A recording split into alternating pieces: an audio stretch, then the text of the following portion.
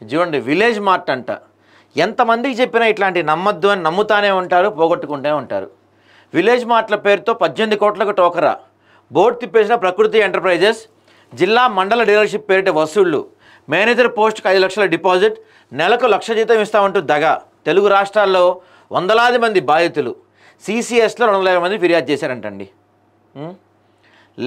Village మార్ట్లు సేంద్రియ అంటే organic ఉత్పత్తుల పేరుతో కోట్ల రూపాయల పెట్టుబడులు సేకరించిన ప్రకృతి ఎంటర్ప్రైజెస్ బోర్డు తిప్పేసింది. తెలుగు రాష్ట్రాల్లో వందల మంది నట్టేట ముంచింది. సుమారు 250 మంది బాధితుల ఫిర్యాదుతో హైదరాబాద్ సిసిఎస్ పోలీసులు కేసు నమోదు చేశారు. ఫ్రాంచైజీ డీలర్షిప్, సెక్యూరిటీ డిపాజిట్ల పేరుతో సంస్థ ప్రతినిధి 18 కోట్లు వసూలు చేసి మోసగించారని బాధితులు చెబుతున్నారు. నూలూరు రాంప్రసాద్ అనే వ్యక్తి నెల్లూరు కేంద్రంగా ప్రకృతి ఎంటర్ప్రైజెస్ను ప్రారంభించాడు. దానికి సీఈఓగా చెప్పుకుంటూ తెలుగు రాష్ట్రాల్లోని ప్రతి గ్రామానికి చేరువ కావటం, అధిక నాణ్యత గల వస్తువులు ఉత్పత్తి చేయడమే లక్ష్యం అంటూ వివిధ మాధ్యమాల ద్వారా ప్రచారం పొందాడు. తమ సంస్థలో పెట్టుబడి పెడితే అధిక రాబడి, ఆర్థిక భద్రతను నమ్మించాడు.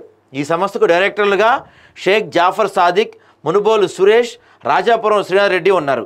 వీరితో పాటు పదుల సంఖ్యలో ఉద్యోగాలలో పనిచేస్తూ పెట్టుబడులు రాబట్టారు.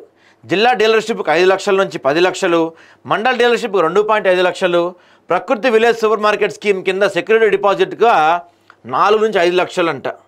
ఒరే ఎంత గొర్రెలంటే ఎందుకు నమ్ముతారో ఇట్లాంటివి తెలియదు. మొత్తం మీద 18 కోట్ల టోపీ పెట్టిపోయాడంట. ప్రకృతి ఎంటర్ప్రైజెస్ విలేజ్ మార్ట్లు అంట వీటి పేరు. ఏమైంది ఇప్పుడు?